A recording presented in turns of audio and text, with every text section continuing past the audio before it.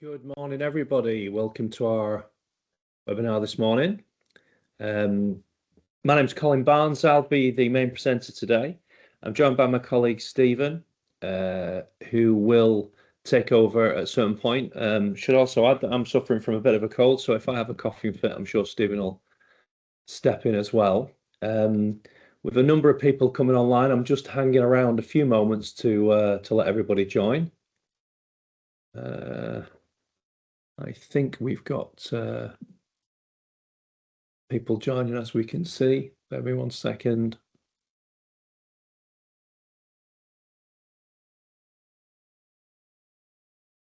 Yeah, so I think we are just about on time. We're going to give it another minute or so before I actually start. Just to say a little bit more about Collabor8online. Collabor8online is a document sharing product. Forgive me for sharing. I'm not quite sharing my screen yet. I'll do that in a moment. Document sharing product, project management product aimed specifically at the construction industry, although we do have clients operating outside that sector. We pride ourselves on ease of use and an excellent support team. Essentially allow contractors to create a common data environment, share documents with companies both inside and outside their organizations. So I think without further ado, what I will do is I will start to share my screen and I will switch my camera off. You bear with me a second. And share my screen. So hopefully what we can see from this point is an example site that we have set up. Typical contracting organization with a number of projects down the left-hand side. If I click into any of these projects, what you will see is you'll see a folder structure underneath. Now, the thing we always start by saying with Collabor8 is that folder structure is your own invention, your own creation. So you can create any number of folders, any number of subfolders that you like. If I click into a different project, for example, here, you'll see we have a different set of folders. This one's following a more formal approved, review, rejected type of structure for documents and drawings. And as I jump down to look at other projects, you'll see that not only does the folder structure change, but the dashboard is changing. So every job, every project that you start, you can create your own dashboard for that information. That project can contain essential information. In this case, we've just got an image and some plain text, but if we move down to a busier project, you can see that we can include all sorts of information such as locations, images, again, statistics about uploads and downloads of documents, more widgets relating to document approvals, assignments of tasks, requests for information. All of the functionality that Collabor8online has, you can usually bring a widget to the dashboard so your users can see that information front and center as they're using the system. And once again, as we move down these various projects, you can see this folder structure that you can create as a repository for your documents. What we do find, of course, is that when you hit upon a folder structure that you like, if you look down here on the bottom left-hand side, you've got an option called folder templates. In here, you can save any of those folder structures for reuse. So once you've hit upon a folder structure you like, you can repeat that folder structure with just one click or just a couple of clicks, rather than creating 100, 200 folders every time you do that.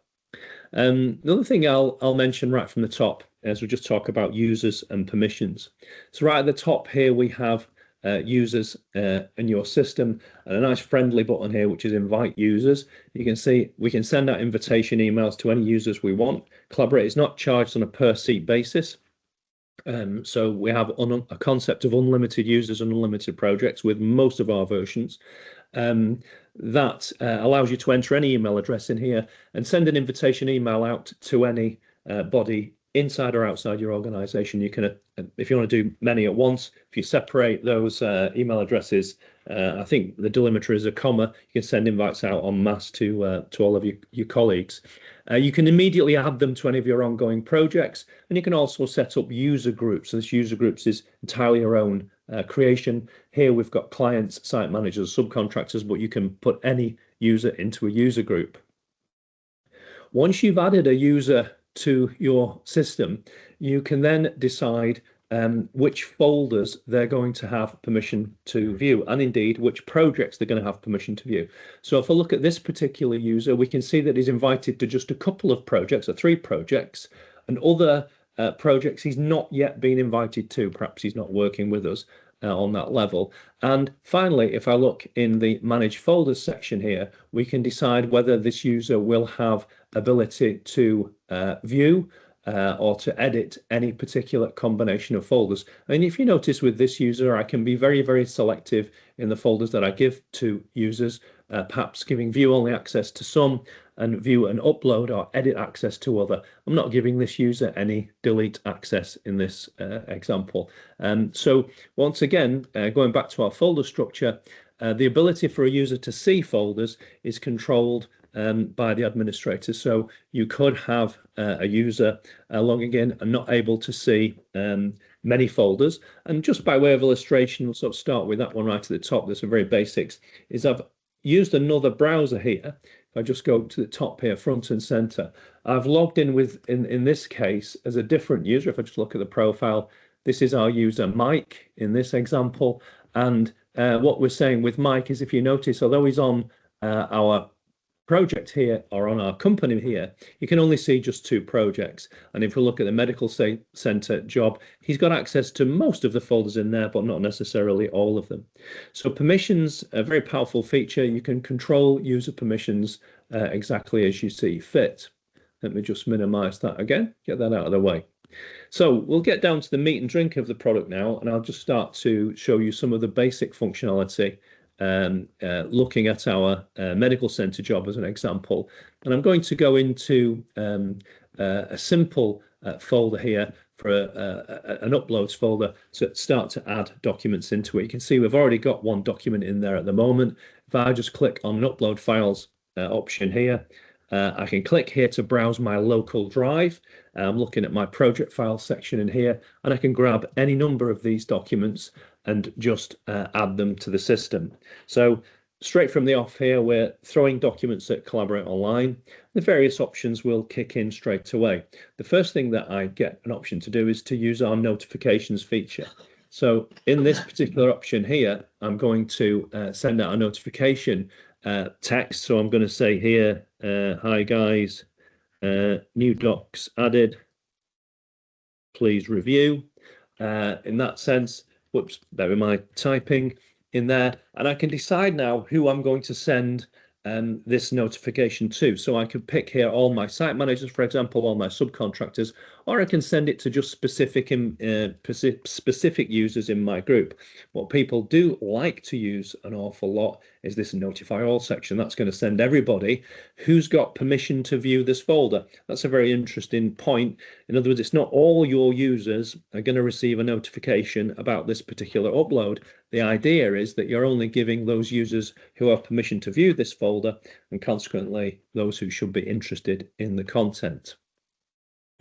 I'll save those notification settings there, and then I can just carry on and upload the documents. Now the system has recognized that there is existing documents in this folder. I'm going to talk about that feature in a second, but for now I'm just going to upload those 4 files and let that process run through.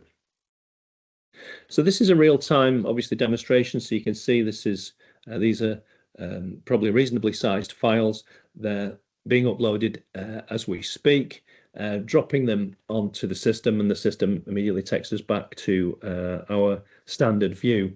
So we can see that all these documents have been uploaded. What I've actually done in this case is I've used a file name analyzer to extract the title, for example, and the file name from these fields. Now, that's something that you can set up, or you don't have to set up, but you can have Collabor8 Online interrogate your file name, and based on a delimiter, in this case, we've probably used the dash symbol here, extract information from the file name. Now, we'll just look at that in a little bit more detail later on, but instantly those files are uploaded and instantly that metadata has been extracted. One of the more interesting features these days that people are like the look of, I should say, is this document viewer. Give me a second there. So an inline viewer to allow us to open any particular document in here and instantly view the content and maybe raise questions or ask comments about any particular item. So I might have some questions in here saying need more info, whatever. I can add that annotation. The drawing will be annotated with anything I wish. You can see you can do arrows, clouds here. You can even stick measurements on there. And as most things with Collabor8 Online, when you add a comment like that, you can support that request with what we call a push notification. So I can, in this case, just send an email perhaps to one of my colleagues, Mike and Paul, for example, that we need some specific information. That's going to push an email notification out to those guys, indicating that I've annotated this drawing and I'm making a request for some information about it. So not a formal RFI in that case, but a way to discuss and review the documents that you have or annotate and allow documents to evolve, if you like, with that series of annotations as time goes by. We should also say that you can just straightforward comment on a document. So you can see that my comment here is requested. There's a comments icon here. You can comment on documents. And once again, when you make those comments, you can ping that comment out by email. And if the user receiving that information replies to that email, that reply will be worked back into this thread. So your conversation thread can simply be handled by email. It's a very powerful feature. There's no need for you to do anything behind the scenes. It's an automatic feature with Collabor8 that works with just about every email client we've come across. You can send and receive email notifications and have that discussion thread evolve in those documents. So I'm going to pause there for a second, and actually I'm going to move on to a sort of next phase sort of thing. Idea here is I'm going to imagine some time has passed and we're now uploading a second issue. I've got an issue 2 in here, and I'm going to grab all those files and upload them into the system. What you have here kicking in is a feature that we just got a glimpse of before, which we call Smart Add. So what Smart Add is doing is it recognizes that this first floor, I've already got a first floor plan on our job here, and it recognizes that this B issue may be an evolution of any of those, sorry, this C issue may be an evolution from the B issue that we had before. So it's inviting us to match those two documents together. What will happen now is Collabor8 will keep the old version behind the scenes, but put the latest revision, if you like, on top. So users will immediately see the latest revision and download the latest revision. Previous versions will be available for administrators to see and view and even revert to if they wish to. So there's a couple of other suggestions here about annotations. I'm going to match on that top one there. So we've got 2 updates now, and then click update those files. And once again, the system's going to upload. So stress once again, we're in a real-time demonstration here. So we're uploading real files. The system will manually upload those files and work us through to publish them. Just pause, going to have a cup of tea to ease my croaky throat. And at that point, we can see that several of the versions have appeared. And in terms of version numbers, these versions have incremented from version, I'm going to say hyphen or no revision in this case, to revision A. And if I click on the revision sequence, we can see that we've got the 2 versions both shown there. I can see those because I'm an administrator. And if I wish to, I could revert to them. Users will just see the latest versions that you have in those options. Before I go on to any further features in this area, then I'm just going to talk you through some other what we might call document handling or document management features that are in there and basically take you through the page. I've mentioned the revision number here, first of all, is shown as A. You can, of course, use different revision numbers. So we've got sequences off the shelf, sort of dash ABC, or you could have 0, 1, 2, 3, just have 1, 2, 3 or ABC. And of course, you can now have BIM numbering systems. So you can have P01, P02, moving on to the C series or whatever you want to do. And effectively, using the file name analyzer feature, if you wish to, you can extract the revision number from the document title itself. So that kind of takes the revisioning, I won't say out of your hands, but revisioning is being defined by the document file name itself in that case. So again, I just want to take you through some of the other features that we have in here. If I run across some of these icons, we've already seen that the palette icon will allow us to annotate a document in there. The download icon is as it said, so we're just going to straightforward download it. We've looked at the messages icon, which shows the conversation thread. This watch icon places a document on watch list. So what will happen with that document is if it changes, I will now be notified, even if the person who made the change didn't notify me. So watch is a very powerful function, and right from the top here under the cog icon, I could watch the entire folder. So watch, if you like, gets the system to notify you, even if the users who uploaded the content didn't. Now, a couple of other options here. The QR code for a document is, I won't say surprisingly popular, very popular with some users. We can print that QR code out and maybe stick it to a site entrance or a site area, and any user scanning that code on a mobile device will be immediately taken to the document concerned. You can even produce a QR code here for an entire folder, so that would take a user to the folder. It's a very useful as you're integrating with site, which we'll talk about a little later. The audit inspector is a hugely powerful feature in Collabor8online. So what we can do here is we can see a full activity history of this particular document. Now we're looking at very basic content here in this demonstration data we've just thrown together.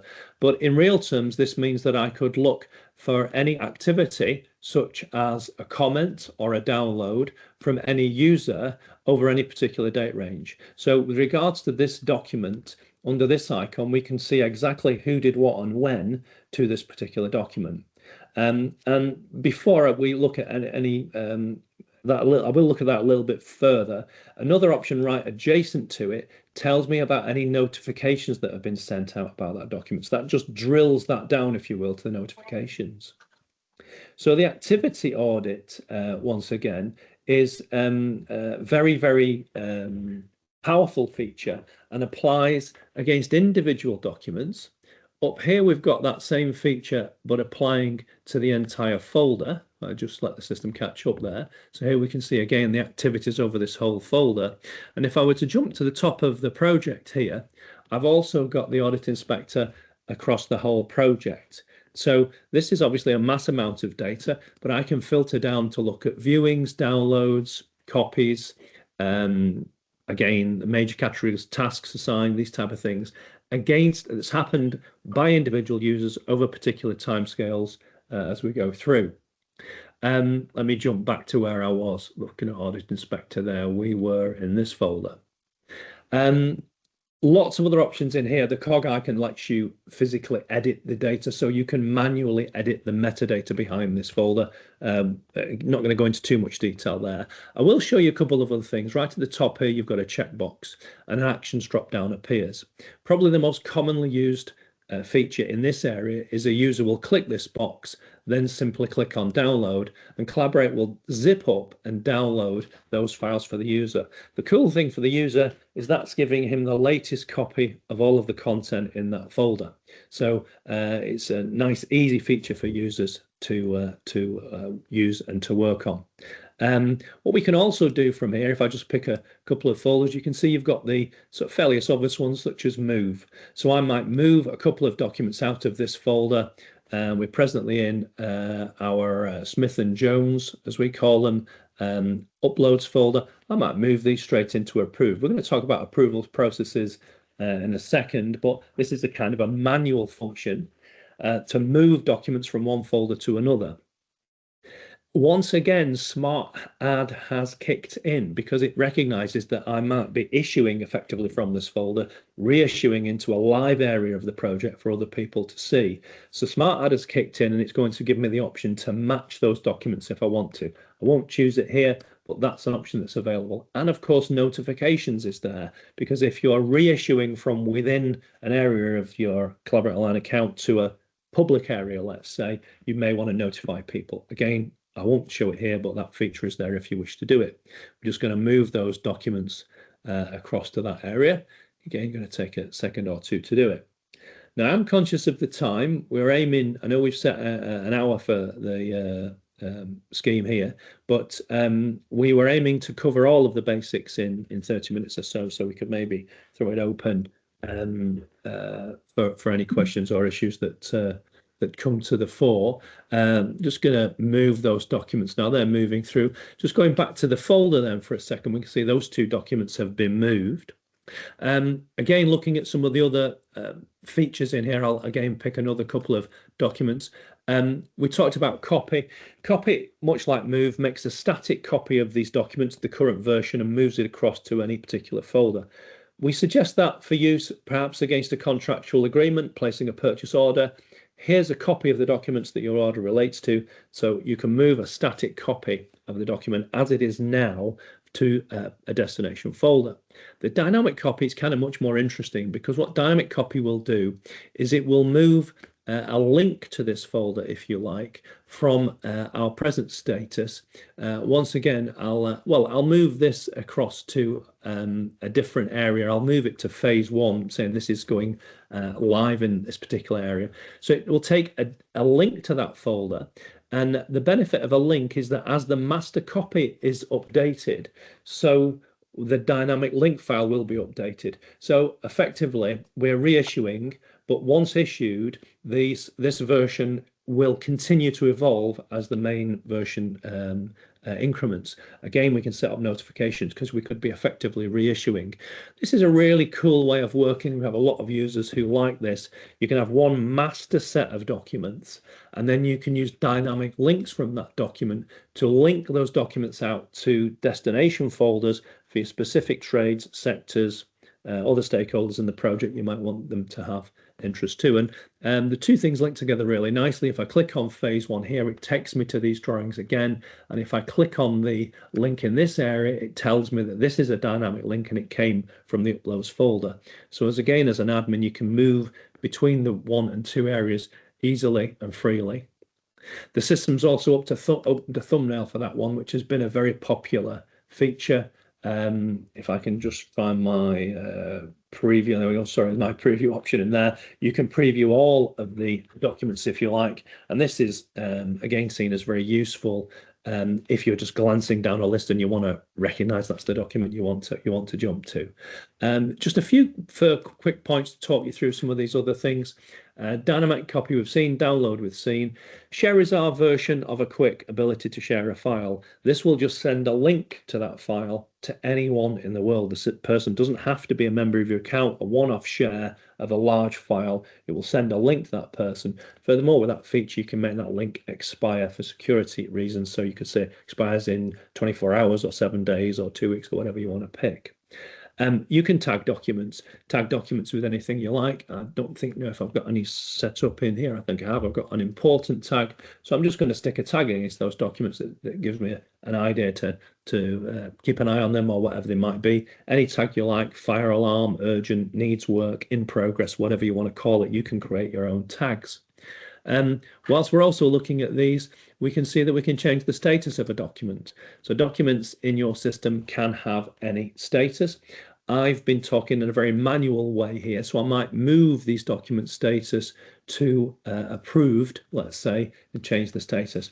That drop-down list of statuses or stati is your own creation. So we just give you a sample list: approved, pending, whatever. You can create stage A, stage B, stage C, approved B, approved pending, whatever statuses you want to do in there.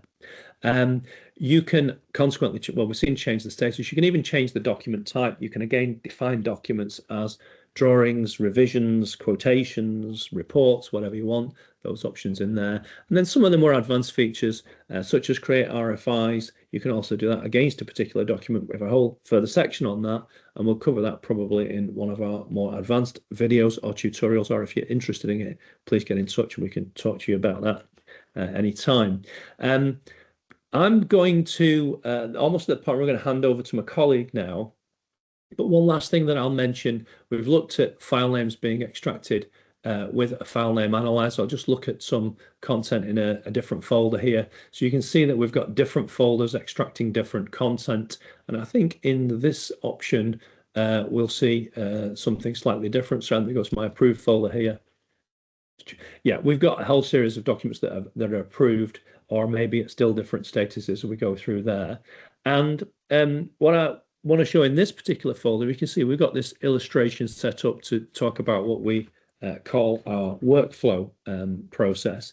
And in here, we've got documents set a particular stage of a workflow. Now, I've got my colleague Stephen on the line. Steve, I think I was going to do workflow and then you were going to pick up from there. Is that about right?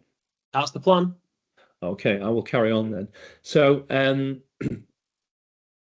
workflows can be automatically attached to documents when you upload them.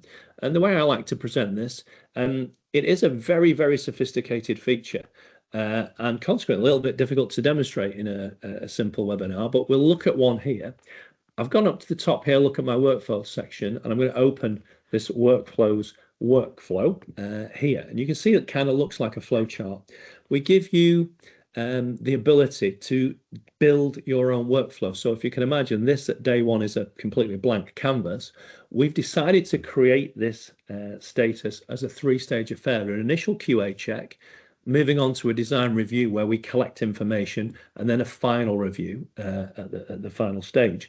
And if I look at each particular stage, you can assign the task in here to any particular person. So the very first stage is assigned to our colleague Mike, who's going to carry a basic QA check out on the drawing before it goes any further. Sort of options you've got in here is, as you might assign this to more than one person. Can anybody complete it? Must everyone complete it? Can only, as one person, got the casting vote in that.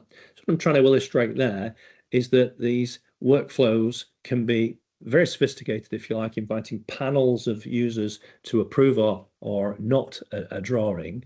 And with the other option that you've got, when the user is presented with the options, you've got an approve or a reject option. You can decide what we're going to do if he approves it. And as you can probably gather in the sort of trying to automate the process, what we're going to do here is we're going to change the document status to approved automatically and then move it to an approved folder. So that kind of automatically does what I just illustrated manually a few minutes ago. And as you can imagine, the reject options do something different. Send a notification to the creator to say this document's been rejected, you need to revise and resubmit, and then move it to the rejected folder. You've got a whole host of other options here that you could add into that. So we could change the document status, as we've seen, send notifications to groups of users, set alert, set an alert for different people, start a different workflow. So the pieces of the puzzle, if you like, can build and make this as sophisticated or as simple as you choose to do. Then we're moving on to the next stage. I've got the same options here, and then we've got a final sign off. And again, I could assign these to different operatives if I wish. What happens when you do a workflow, if we go back to the top here, I'm logged in as myself here, Colin, and I can see from the top that I've got 2 tasks assigned to me. If I do flip back to that other user here, I'll go back to my other user, which we looked at a moment ago. I've got my other user in here. I'm just going to make that full screen and center for you. And Mike indeed has got 2 tasks assigned to him. One of them is a document that's at the design review stage. That's quite an old one, dating back to 2024. This one is dated from yesterday, and it's at the QA check. So that's the first stage that we got. So if I click on that option as my user, Mike, you can see that he's got this option to either approve or not the document. He could use the palette icon to view the document before he approves it, but assuming he's happy, he can click on approve and say all okay. Now we've actually set this so that Mike can decide who it goes to in the next stage. So in other words, you can either have assignments set as default, so they always go from Dave to Mike, Peter to John, Fred to Jim, or a group of people. Or you can say, Mike can say, okay, I'm happy with this, but I need to pass this on to Rebecca and Dave to look at. So I'm going to ask those people to take this to the next stage and now review it in the design review stage. So what will have happened with both Dave and Rebecca, they will have received an email telling them that they need to, that they've been assigned a task, if you like, to submit further feedback. And similarly, if they go to their home screen, they will see the further task assigned to them under this option. So again, we're trying to automate the process very easily. Communication is carried out by email and attention is drawn to it by people's own dashboards. And what will happen as those documents go through the various stages, we'll see that the documents stage can be changed. Sorry, I'm just going to switch off the previews in here so we get a quicker view. Sorry, I'm in the wrong folder there. Go to that one. In fact, I'm in the upload section. So we can see from here, sorry, I'll jump back to review. We were in these sections where these statuses will change. So that's gone now to design review stage in that instance. Now, I won't propose to go through that any further, but the gist of it is that you can design a workflow process to suit your own requirements, and users interact with it by either email or from the dashboard as they go through those various options. Now, Steve, perhaps you're going to jump in there and tell me if I've forgotten anything before I hand over to you. No, actually, I think you were spot on there, Colin. All right, well, that's a rare event, but what I'll do now is I'll just minimize that. I'm going to stop sharing my screen, and Stephen's going to pick up and look at some of the more advanced pictures. Just need to give Steve control there. I think I've just took control now, Colin, actually. Okay, if you've got it, I'll do is you're now presenting. Sharing now. Can you see my screen there, Colin? I certainly can. Excellent. Well, thank you very much for that, Colin. I'm going to take over to a different sort of take us in a slightly different direction here. So obviously, Colin's focused predominantly there on document management and drawing management functionality, drawing approvals, etc. We're going to take a slight sidestep out now and talk about our site management functionality. So I'm actually starting on a page in our website, just on our website here, Site Manager, and we've developed a very sophisticated mobile app that complements the desktop package that you've looked at, and we're going to spend some time looking at that. The systems functionality in Site Manager could be broke down into sort of three areas. We have site management and we have subcontractor management, and we're going to focus predominantly on the site management aspects here today, specifically on two elements, namely quality assurance and health and safety. And we're going to show how our advanced workflows functionality can be used to deliver that. There is another sort of branch of the site manager functionality where we can look at managing subcontractors. We look at RAMS process automation, site automation, site sign in and sign out, and site diaries. That again is another branch. That's another call. We don't want to overpopulate this webinar with too much information. So again, we're going to keep this quite simple. So the first thing I'm going to do is take you back to that familiar screen that Colin was in a second ago, and we're going to do a fence inspection, but I'm just showing you the actual process that I've defined behind the screen here. So it's essentially a two-stage process where we have a fence inspection, which has a digital form that's been built out, and we'll show you what that looks like on the mobile device in a second. And then we have a review section that allows us to review and appoint responsible people for any remedial tasks that may be triggered on that fence inspection. So when that's been said now, I'm actually going to pop onto my mobile device and start to share my screen. So just bear with me while I do that. Miracles of technology. This shouldn't be a drama. There we go. So what you can see here is I'm now signed into the Collabor8online app, Collabor8online Site Manager. And just sorry, Steve, to interrupt. I'm not seeing your mobile app now on the screen. Just to let you know. It should be on mine. But bear me. Thank you, Colin. Bear with me. I was sharing a limited amount. Bear me a second.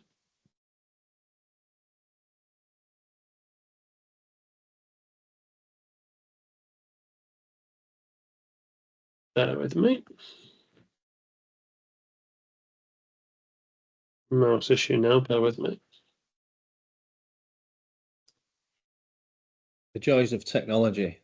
Indeed, the joys of technology. Colin, could you just take back control, please? And then I'll redo it. My mouse has gone missing on the screen. Oh, no, it's back now. It's because I was sharing. Apologies. I'm just going to change the way I share now. I'm going to do my entire screen. There we go.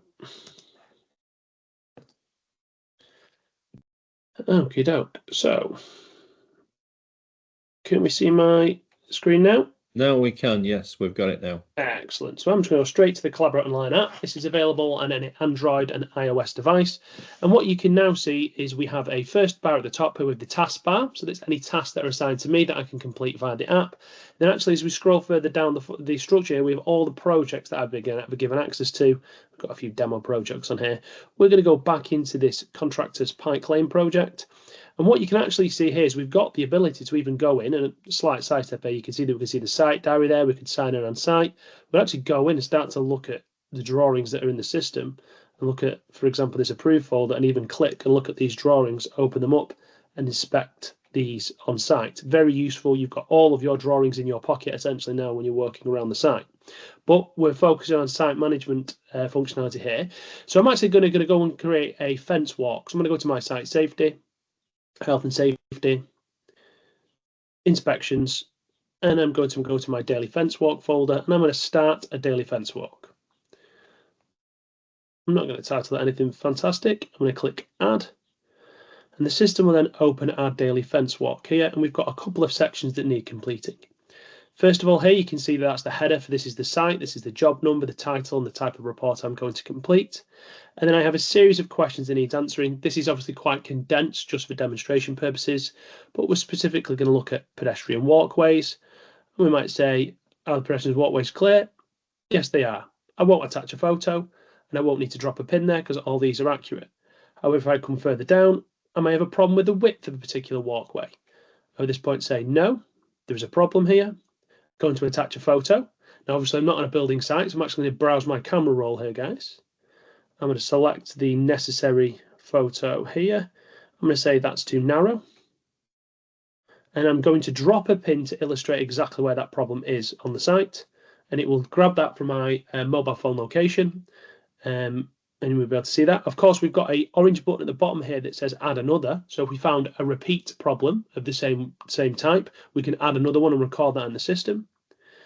And essentially, you can go through the questions here, and I'm just going to give positive outcomes for all of these here. I won't attach any more photos just to keep things simple. But of course, every time I record a negative outcome, the system's going to, in a second, ask me to assign a remedial task to someone. At the very bottom here, I've got a signature element, so I can sign that with my finger, or a stylus should I have one. I can hit save. And then once I'm happy with that, I can hit complete.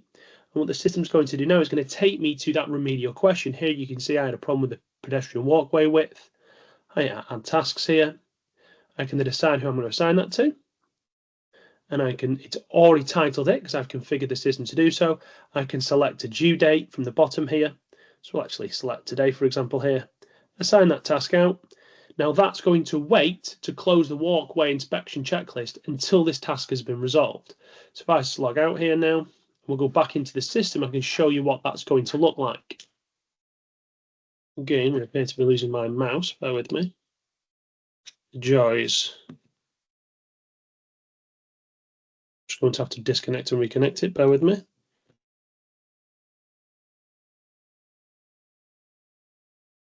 It's a new one on me, there we go. I think this is because it's a webinar for some reason. And what we're going to go down to these daily fence walks here, and we can click on our daily fence walk checks and we can review these reports within the application. We're going to go to all those that are active. This is the one at the very bottom here, quadruple 023. If we click that, we'll be able to look at the fence walk we've just completed with the photo and the pin drop. That'll refresh in a second and zoom in. And then we can see that we've got a remedial task here at the bottom should we wish to open that up. And I can see that's assigned to Stephen. And just for demonstration purposes here now, I'm just going to complete this off. But you can see that they get a task with the photo telling that they need to resolve it. I'm just going to complete this for demonstration purposes. And then we can refresh that. And we then have the ability to see within here that that task was completed on this day. And we can then complete this checklist in the desktop. And we then get a full report of everything that's happened here. And we can even go to the printer friendly view here, which will give us a nice summary of exactly what this inspection was done, who did it, when it was taking place, who it was closed by, what questions were answered and what the answers were, the signatories and any remedial tasks that were completed, along with the location of any issues. And again, just to show you that, we can zoom out there and show you exactly where that was on the site within 3 square meters. So again, very accurate, very quick and easy way to manage that. So that's quite a simple way of looking at how we would manage our health and safety checks. Again, there's an immense amount of variety that you can configure within the system there. And you can go back and store all these in perpetuity in the system and go back and reflect on any issues. You can configure the system to report on any patterns. You can even set the system up to score assessments for a detailed health and safety check and have a complex scoring metric built in there that once the inspection is completed, you'll get a score with different coloured bandings and banding grades, depending if it's a pass or a fail. And that can again be reported on in the company dashboard. Taking a slightly different step out now, we're just going to go and look specifically at quality checks. And I'm just going to have a look at this quality check workflow that I've configured here. So, and we'll go and conduct a check. So again, slightly more complex now. We're dealing with quality checks, not health and safety compliance, but we have a header element here with a digital form that's built into it. And this flow chart takes us down the screen here when we have the actual DPC checklist that we'll complete in a second. And then we also have required sign-offs in these elements here for individual pieces of work. So we can say that's a sign off there from the actual site manager and a sign off there from the subcontractor manager on site, and this review section. So again, very detailed element that we could record in the system here.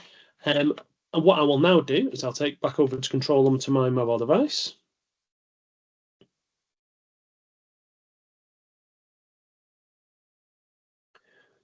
Bear with me. Here we can see.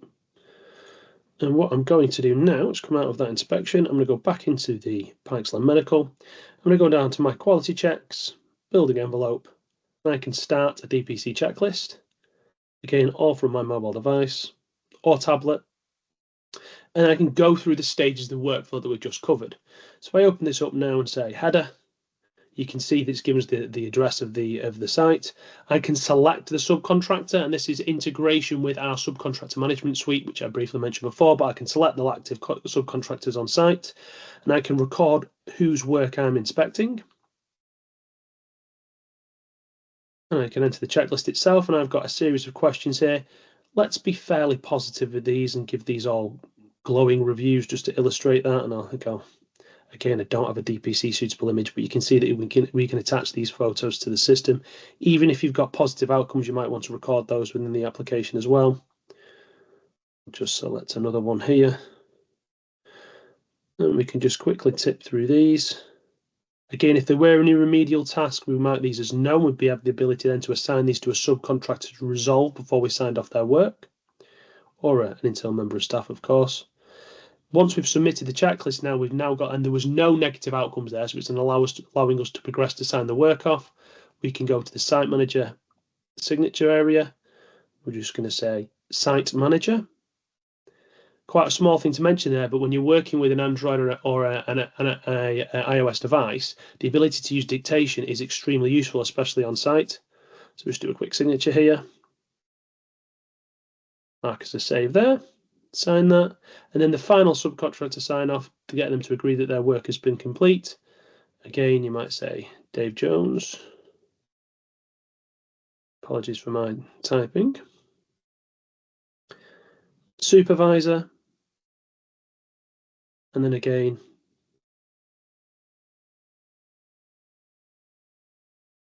sign that off here, and all of that can then be reviewed back in the system. If we come out here, we then go back into this folder structure. Oh, got my mouse back successfully then. And we can go in, down, look at that building envelope, DPC checklist, and we can even go right to the one at the very bottom, the one we've just completed. Again, we can filter through these, but you can see those photos have been attached, and we've got the positive outcomes for all of those, and we've got the signature for the site manager and for that of the subcontractor manager on site there again. All of this then can be reviewed similarly in the printer-friendly view. And you can see that you get this in a nice, easy export PDF that's viewed within the browser, or if required, can be printed off as well. All of the workflows that I've covered there can be reported on in our dashboard and in our reports element. So we have a series of metrics here that can be used to report on drawing workflows, on quality control workflows and health and safety compliance. Even scoring metrics can be displayed in here. But we also have is the ability to report on each of those elements. So if we went down here now, we went and looked specifically for that fence walk, you can look at scores, look at trends, but we'll look at all the tasks here, and it will show you an index of all of these inspections that have taken place. When were they opened? When were they closed? Who's done what at what time? And of course, these are dynamic, so you can click in here and actually go and review the details of the inspections. I've clicked on the wrong button there, it's the one at the top.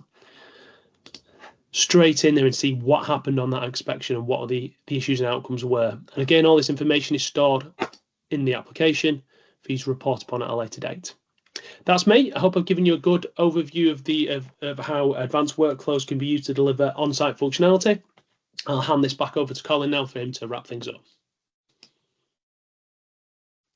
Thanks, Steve. I have that, and I will jump back into sharing my screen again. There we go. So I'm back where we were. Hopefully everyone's still with us. So yeah, thanks, Steve. That was really interesting. I mean, the thing that I just mentioned to follow on from that, Steve took you through all of those, is that the terms of these more advanced features, we're talking about health and safety in this case, and we've also looked at QA work in here. But as you can see from the titles that we've got, this is just a demonstration site, but we've got workflows and such associated with Part L, with snags, more health and safety with near misses. We've got materials, deliveries, and orders. And the essence of this feature is that you can create a workflow to cover just about any task that you like, and you can also marry that with a digitized form. So some of the work that Stephen was doing there, we can create digitized forms to, for example, build up incident reports, near miss reports, permits to work, quality or any of the quality assurance aspects that Stephen covered. So workflows and digitized forms work together and let you essentially build a system to operate in any particular area that you like in the whole section. So we've just coming up to 45 minutes now. Unfortunately, with this particular seminar, we're not able to organise a Q&A, but we would really welcome any feedback to emails. The invitation would have come from Stephen, I believe, for this seminar. So any questions at all that you have coming out of the product, please fire them across to Stephen or myself, Colin, at collabor8online.co.uk, or indeed support@collabor8online.co.uk. We'd love to hear from you. So I will stop the share for 1 second, and I will, in interest of personalization, so to speak, just throw myself back on the screen again and say to everybody, thanks very much for attending. We hope you've enjoyed it, and if you have any questions whatsoever, please do get in touch. We'd love to hear from you. Thanks again, and bye for now.